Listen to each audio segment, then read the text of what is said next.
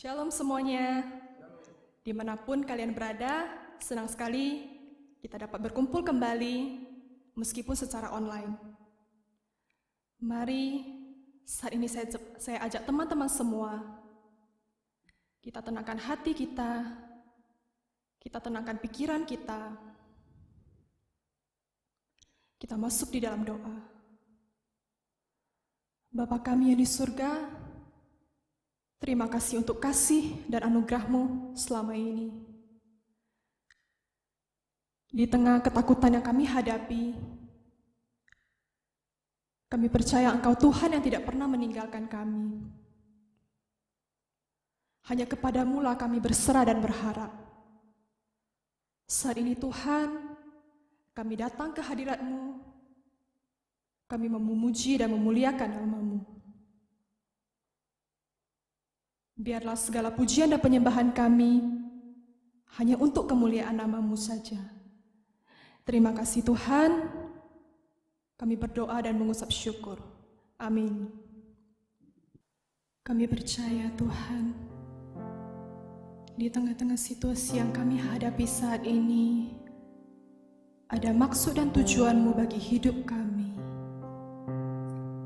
Kami tahu tantangan-tantangan yang ada, itu semua juga baik bagi kami. Ajarilah kami Tuhan, untuk mau sepenuhnya menyerahkan hidup kami untuk menggenapi firman-Mu. Hidupku menggenapi firman-Mu, tanda mujizat sertai tiap langkahku. Kau bersamaku di dalamku, jadi bukti kebesaran-Mu.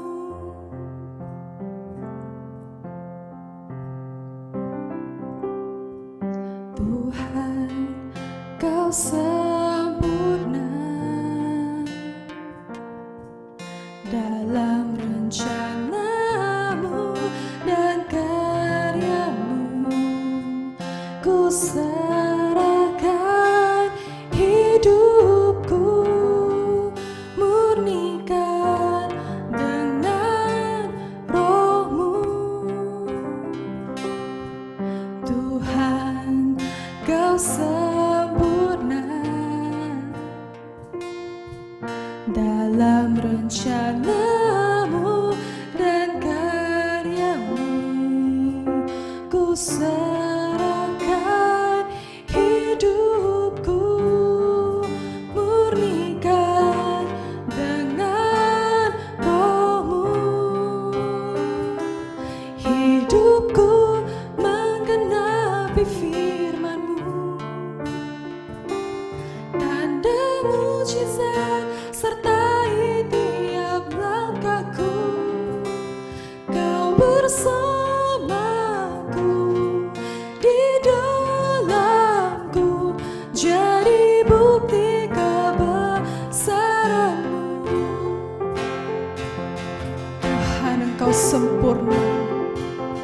Tuhan, Kau sempurna dalam rencana-Mu dan karya-Mu. Ku serahkan hidupku, murnikan dengan Roh-Mu. Hidupku menggenapi firman-Mu, tanda mujizat sertai tiap langkahku. Kau bersamaku di dalamku, jadi bukti kebesaran-Mu.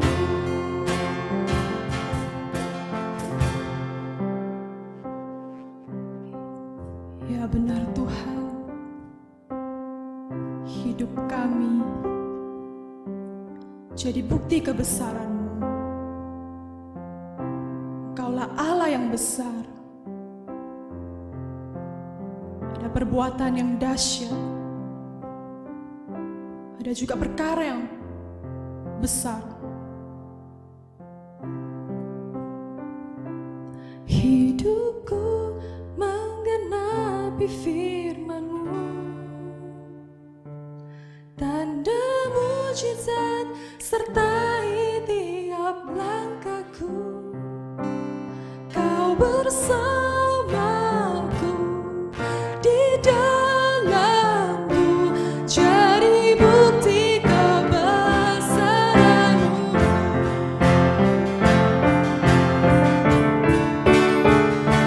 Hidupku menggenapi firman-Mu, tanda mujizat sertai tiap langkahku. Kau bersamaku di dalamku, jadi bukti kebesaran-Mu. Hidupku menggenapi firman-Mu,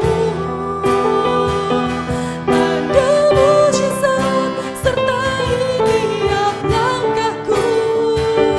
Kau bersamaku di dalamku, jadi bukti kebesaran-Mu. Kau bersamaku di dalamku, jadi bukti kebesaran-Mu.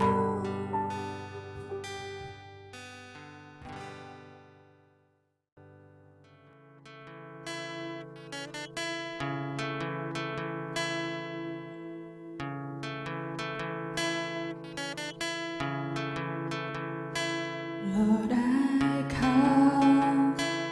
I confess, bearing You, I find my rest. Without You, I fall apart. You're the one that guides my heart. Lord, I need You, oh, I need You. Every hour I need You.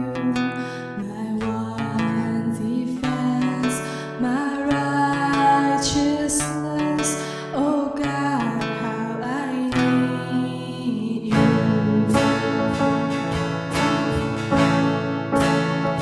My soul's rise deep, Your grace is warm, Your peace is far, is where You are.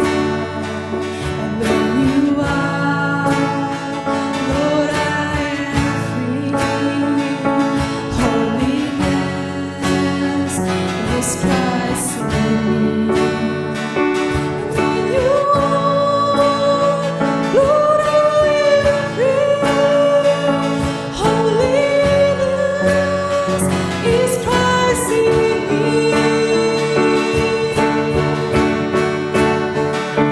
Lord, I need You. Oh, I need You. Every hour I need You.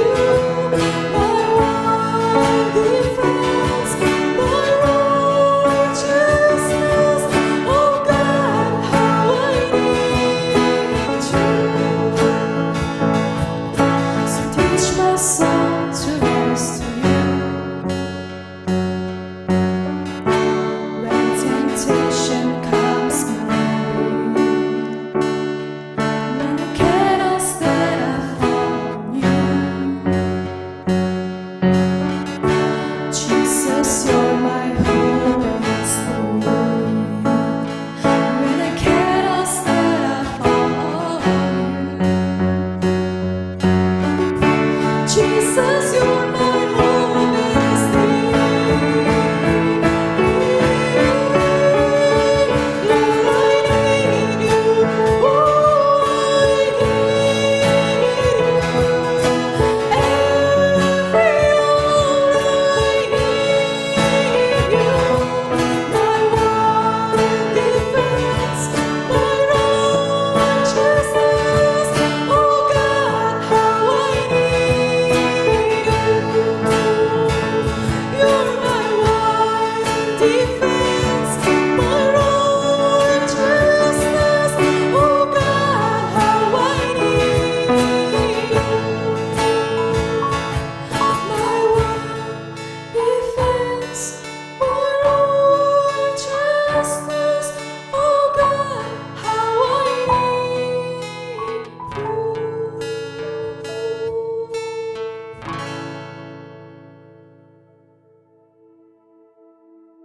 Shalom teman-teman. Ya, sebelum kita merenungkan firman Tuhan, mari kita berdoa terlebih dahulu.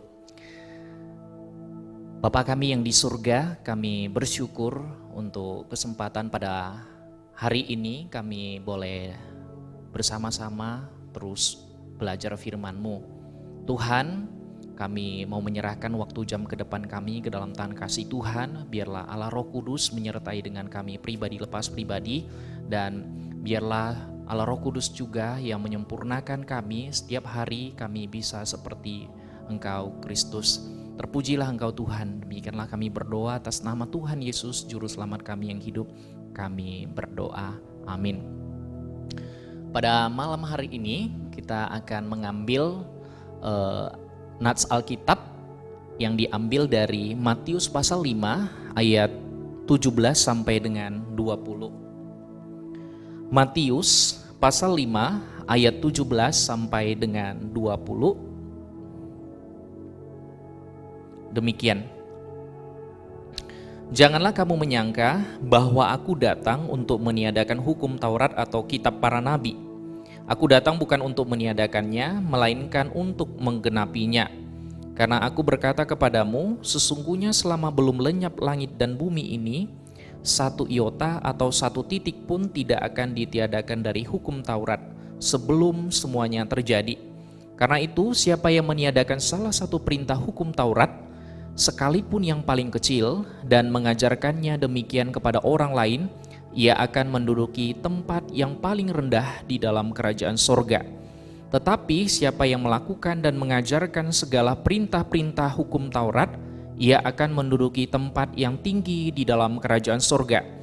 Maka aku berkata kepadamu, jika hidup keagamaanmu tidak lebih benar daripada hidup keagamaan ahli-ahli Taurat dan orang Farisi, sesungguhnya kamu tidak akan masuk ke dalam kerajaan sorga. Teman-teman, Alkitabnya masih tetap dalam keadaan terbuka ya teman-teman. Teman-teman, mungkin teman-teman pernah mendengar atau sering mendengar perkataan seperti ini. Orang Kristen tapi perilakunya enggak menunjukkan Kristen. Orang Kristen kok suka marah. Orang Kristen kok enggak bisa dipercaya. Orang Kristen kok hidupnya pura-pura. Mungkin kita ya sering ya atau pernah mendengar kembali, teman-teman pernah mendengar kata-kata yang tersebut. Secara implisit, kita sebagai orang yang sudah percaya kepada Tuhan, itu kita dituntut untuk mempunyai kualitas hidup. Oleh karena itu teman-teman, ketika engkau sudah mengenal Tuhan, mari kita memiliki hidup yang berkualitas. Setiap orang Kristen harus memiliki kualitas hidup. Nah, kualitas hidup seperti apakah itu? Yang pertama yaitu melakukan firman Tuhan. Saya mengambil satu kutipan begini.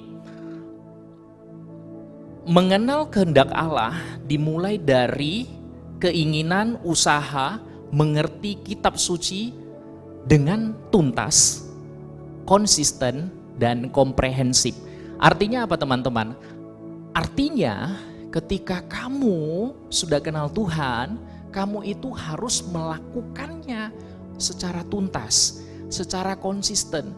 Konsisten dalam arti begini, kalau saya senang, saya bisa lakukan firman Tuhan. Kalau hati lagi happy, saya bisa dengan senang lakukan firman Tuhan. Firman Tuhan, kalau saya baca, saya pikir-pikir boleh saya lakukan, saya lakukan. Memiliki satu konsep, satu ukuran, yaitu berdasarkan saya. Tidak, sebenarnya setiap orang yang hidup berkualitas itu bukanlah mencari apa yang menjadi kesenangan kita, tetapi sesungguhnya kesenangan itu adalah Tuhan itu sendiri. Kita perhatikan Matius pasal 5 ayat 17-18. Yang ayat 17 dan 18, janganlah kamu menyangka bahwa aku datang untuk meniadakan hukum Taurat atau kitab para nabi. Aku datang bukan untuk meniadakannya, melainkan untuk menggenapinya. Karena aku berkata kepadamu, sesungguhnya selama belum lenyap langit dan bumi ini, satu iota atau satu titik pun tidak akan ditiadakan dari hukum Taurat sebelum semuanya terjadi. Teman-teman, perhatikan di sana kata, teman-teman coba tetap Alkitabnya dibuka, itu kita akan melihat yaitu kata aku datang. Kata aku datang di sana memiliki makna yaitu tiba. Jadi Tuhan Yesus datang dari surga, tiba ke dunia ini, melihat ya dan melakukan. Jadi Tuhan kita itu sebenarnya itu adalah Allah yang memberikan tuntunan secara konsisten, secara dengan jelas. Artinya selama ini ada hal-hal yang salah, yaitu tahu di dalam pemikiran tetapi tidak bisa dilakukan dengan baik. Dan itu sebenarnya sudah masuk ke dalam satu konsep, yaitu kesenangan yang merupakan apa yang aku kehendaki dan bukan kehendak Allah. Maka Tuhan tiba ke dunia ingin kasih tahu, nah begini cara yang benar. Jadi kalau kita lihat juga di sana ada kata-kata yang kontras ya, seperti di sana dikatakan adalah meniadakan, tetapi dia menggenapkan. Jadi Tuhan itu datang bukan untuk meniadakan hukum Taurat tersebut, tetapi dia ingin menggenapkannya. Dan Tuhan itu menuntun bagaimana umatnya untuk bisa melakukan dengan baik dan benar. Teman-teman, Tuhan mau apa yang kita lakukan semuanya itu menyenangkan hati Tuhan.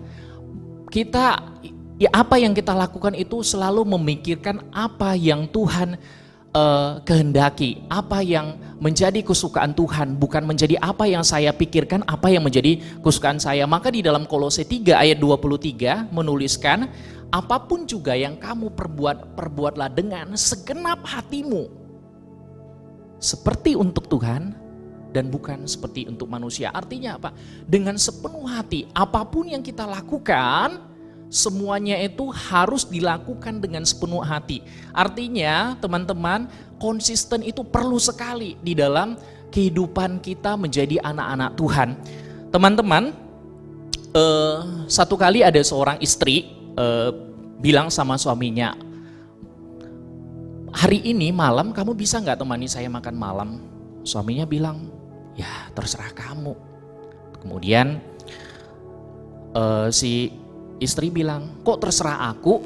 Ya terserah kamu, bagaimana moodnya kamu, mau atau tidak? Suaminya katakan demikian.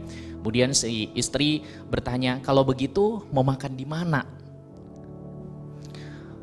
Terus suaminya bilang, ya terserah kamu.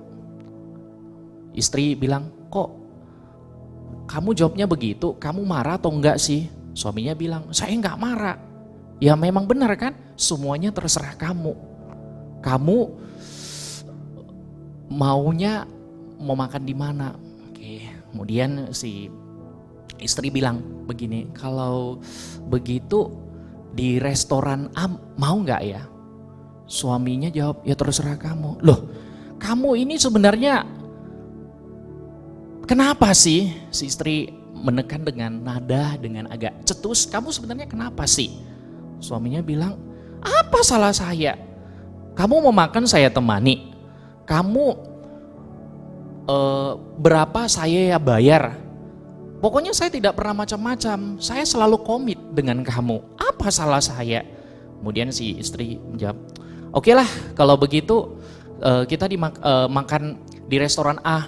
Kamu apakah ada pilihan yang lain? Si suaminya bilang, ya terserah kamu. Tidak berapa lama terdengar tring, suara telepon suaminya berbunyi. Ternyata waktu diangkat itu adalah temannya suaminya, seorang perempuan. Ya akhirnya biasa kalau telepon datang ngomongnya apa? Ngomong sana sini ya, kalau udah dekat ngomong sana sini sampai akhirnya ngomong, kamu mau makan enggak? Terus suaminya bilang, oh ada, ada restoran yang saya tahu yang sangat spesial.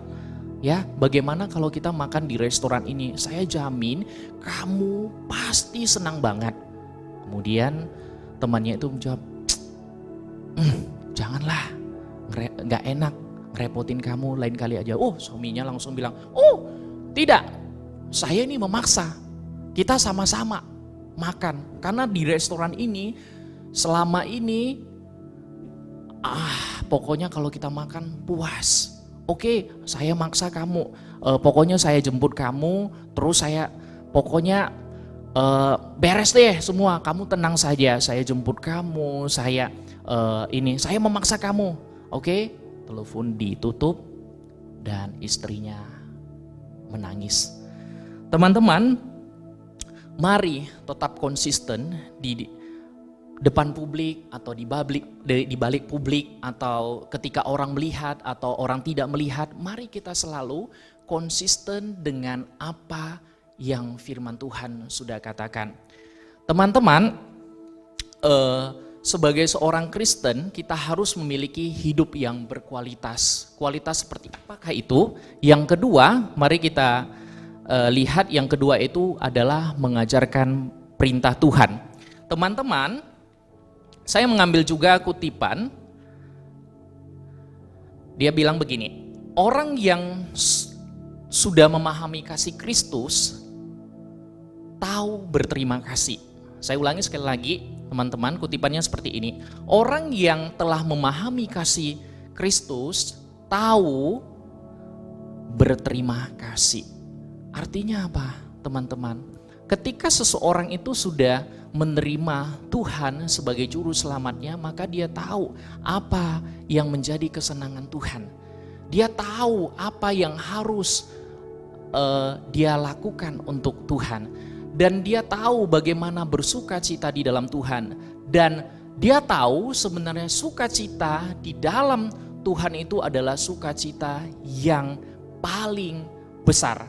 Oleh karena itu ketika seseorang sudah memahami Tuhan, sudah mengerti akan Tuhan, kasih Tuhan, maka setelah dia melakukan firman Tuhan, maka dia otomatis akan dengan rasa berterima kasih dari hati yang paling dalam untuk bisa mengajarkan hal yang baik karena dia sudah merasakannya. Teman-teman, Matius pasal 5 ayat 19 sampai 20, kita lihat sekali lagi. Matius pasal 5 ayat 19 ya dan 20, kita baca sama-sama itu.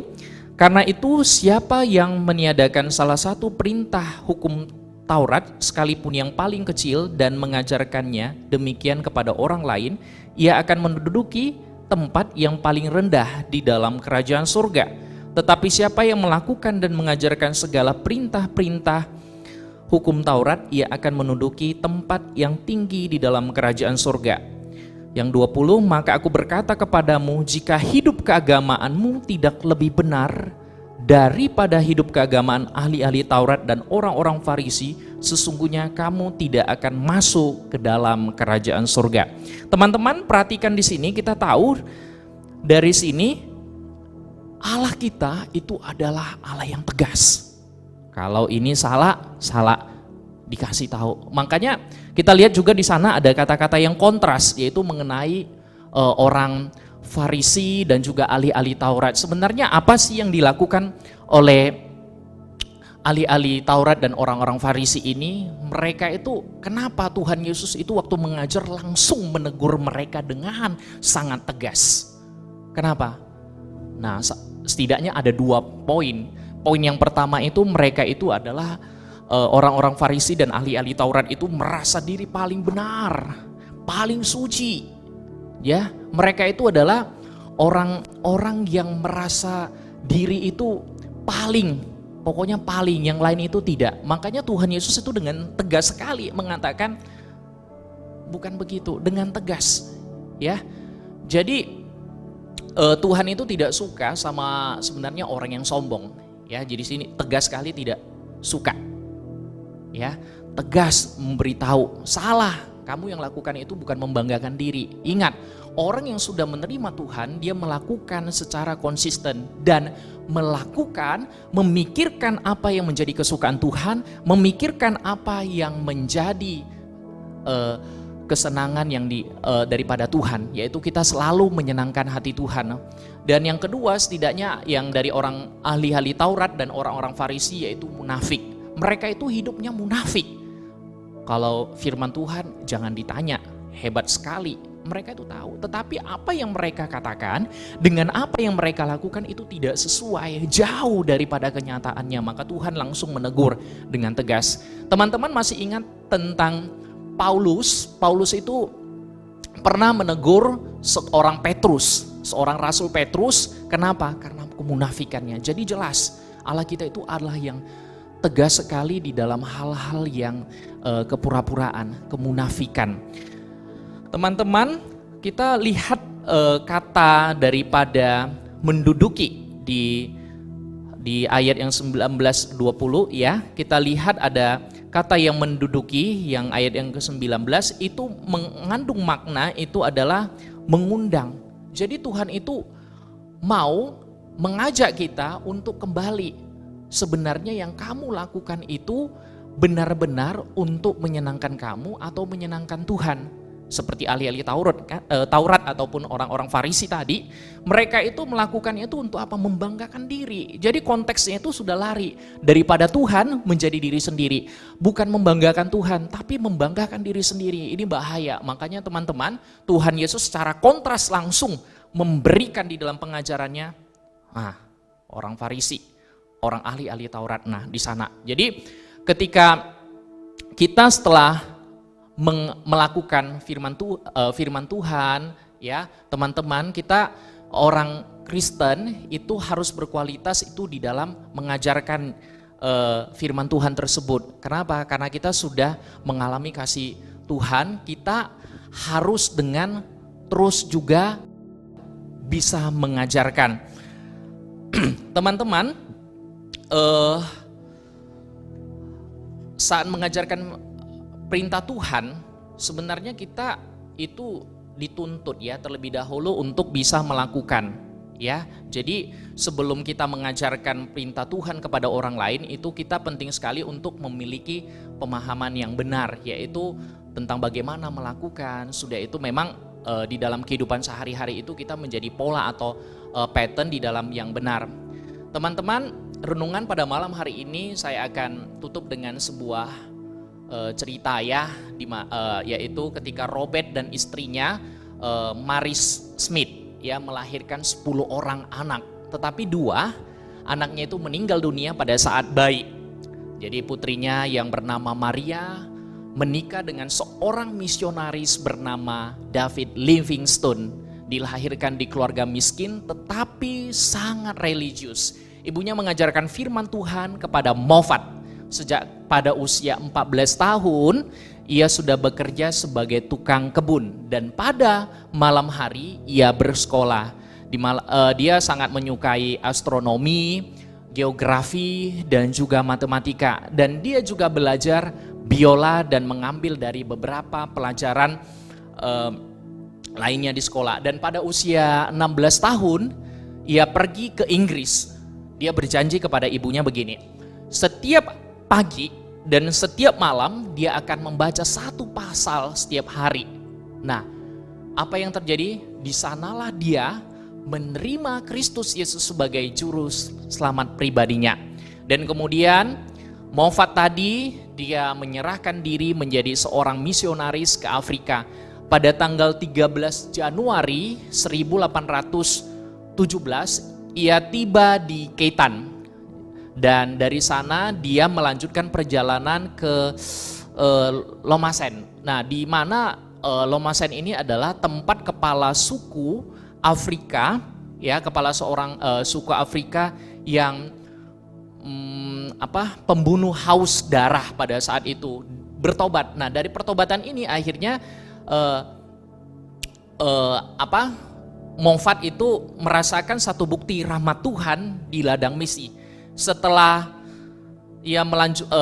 Setelah itu ia melanjutkan perjalanan ke arah timur melintasi gurun pasir Kalahari dan menetap di Kurman dengan penduduk aslinya itu adalah suku Bechuana. Nah, suku Bechuana di suku Bechuana ini dia tinggal dan menghabiskan sebagian besar hidupnya sebagai seorang misionaris. Ia membuka sama kayak kita di gereja ya, di gereja ini kita membuka satu pos kayak di pos Jemadi. Nah, dia juga membuka pos di sana. Dia mengajar dan mengajar. Tapi sebelum dia mengajar di sana dia selalu melakukan firman Tuhan. Jadi banyak orang-orang di sana khususnya suku Bechuana itu melihat daripada bagaimana kehidupan si Moffat.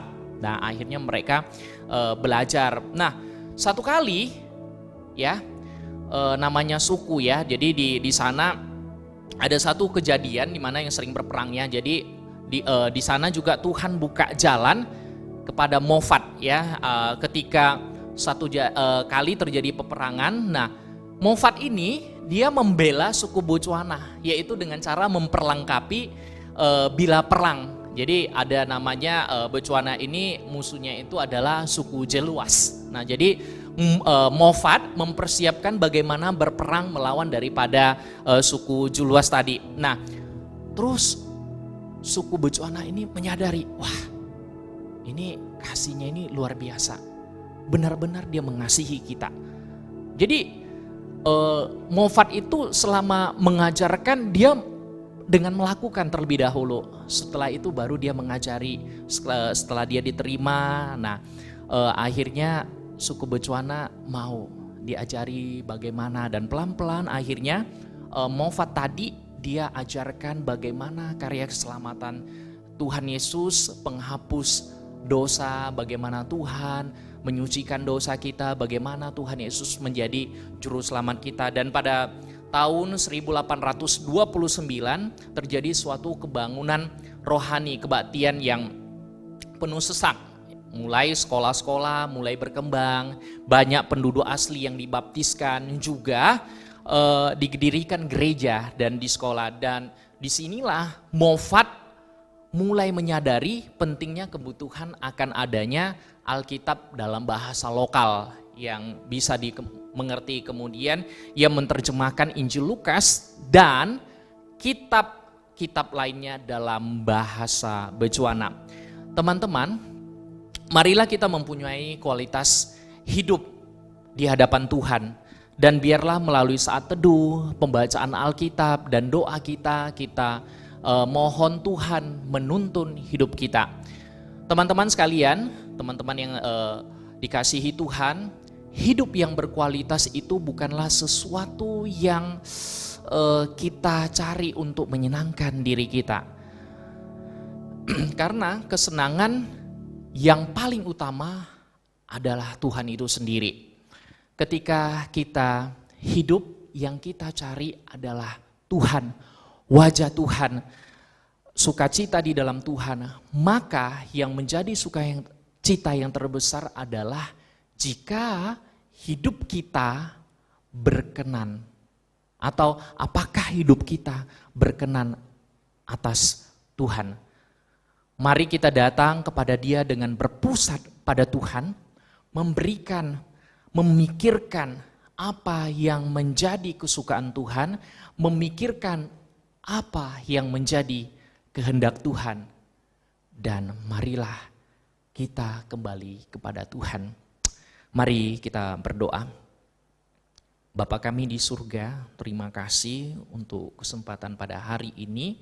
Kalau kami mungkin salah di dalam kehidupan kami, mungkin kami hanya di dalam kehidupan kami sebagai anak-anak Tuhan, hanya di dalam bibir kami, tetapi kami pada malam hari ini diingatkan kembali kalau kami hidup yaitu harus hidup yang berkualitas, hidup yang mau menyenangkan hati Tuhan, karena sesungguhnya kesenangan yang paling besar itu adalah Tuhan sendiri. Kami mau hidup memikirkan apa yang Tuhan inginkan, kami mau hidup memikirkan bagaimana yang Tuhan kehendaki.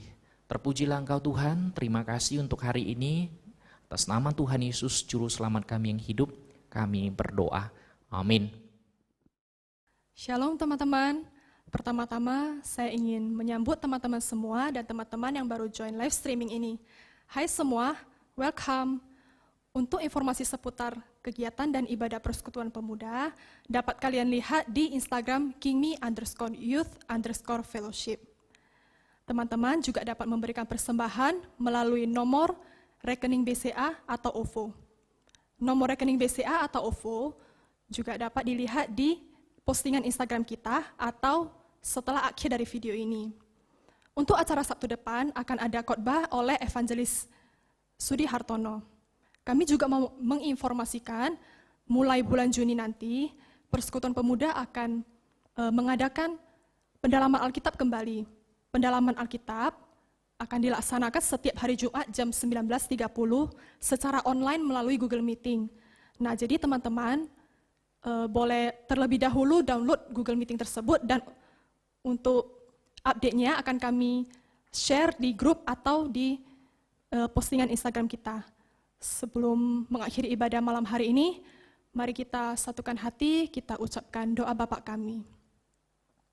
Bapa kami di surga, dikuduskanlah namamu, datanglah kerajaan-Mu, jadilah kehendak-Mu, di bumi seperti di surga. Berikanlah kami pada hari ini makanan kami yang secukupnya, dan ampunilah kami akan kesalahan kami, seperti kami juga mengampuni orang yang bersalah kepada kami. Dan janganlah membawa kami ke dalam pencobaan, tetapi lepaskanlah kami daripada yang jahat. Karena Engkaulah yang mempunyai kerajaan dan kuasa dan kemuliaan sampai selama-lamanya. Amin. See you guys next week. Bye.